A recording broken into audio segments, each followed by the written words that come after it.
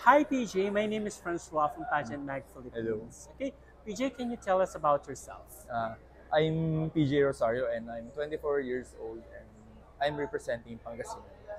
All right, PJ. So can you walk us through or help me help me with help me understanding your journey in the pageantry?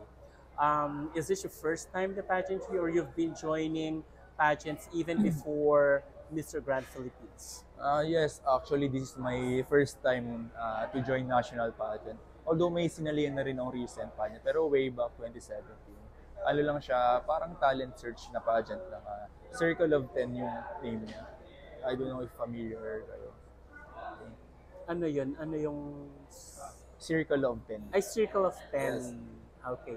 Tapos, nanalo ka doon. Yes, pinalad naman, isa ako sa mga nanalo. Ano siya, 5 boys and 5 girls yung nanalo. And then after that, may mga local pageants ka pang sinalihan. After that, wala na. After nun, pumasok ako sa showbiz industry. Hmm. Oh, so naging actor ka. Yes, I'm actually Viva actor. Viva Nasa actor, Viva talent. Yes. Have you artist. already done any projects? Yes. May recent project ako. Ang title niya, The Sheep Show. Directed by Jason Paul Lacsamana. I think showing pa rin yata siya sa cinemas nationwide. Hanggang ngayon? Yes. Anong title? The Sheep Show. The Sheep Show. Alright, sa tingin mo, in your own opinion, which of the projects you've already done that you can consider as the most significant project of all?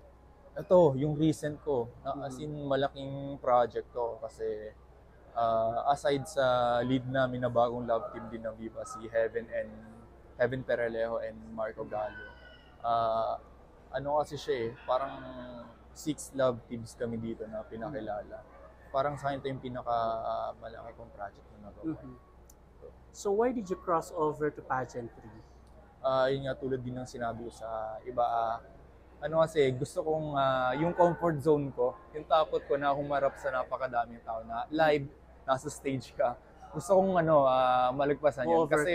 Kasi ano ako, pag takot ako sa isang bagay, let's say for example, sa isang rides, pag takot ako sa gantong rides,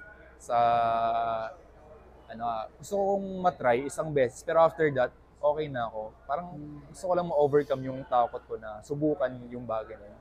Parang ganito sa national pageant.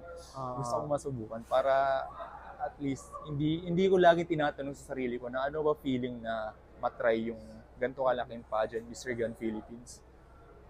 In some, ang pageantry ay parang addiction. So, since nasabi mo na parang gusto mo lang matry yung pageantry, hindi kaya magiging parang addiction sa'yo later on ang pageantry? Yun yung titignan ko. yun yung dapat kong if ever man in case, syempre kailangan ko mamili. Pero as of now, mas okay ako sa pag-acting sa mga movies. Okay. Alright. So ano yung nilo-look forward mo naman ngayon sa Mr. Grand Philippines? Ano naman, basta go with the flow lang naman ako. Kung mananalo ako, kung papaladin, very thankful ako. Kung hindi, it is what it is, di ba? Ano lang, I will do my best lang.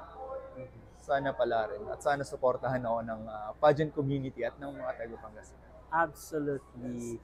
So, do you have any words for your supporters? Yes, ilang naman na sana supportahan niyo po ako and hindi lang ako, pati na rin yung ibang candidate at ang buong Mr. Grand, bumubuo ng Mr. Grand. Sana supportahan niyo po yung pageant. Darating na coronation.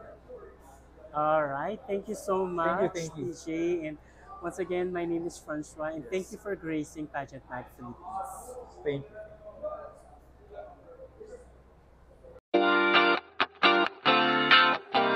Audio Jungle.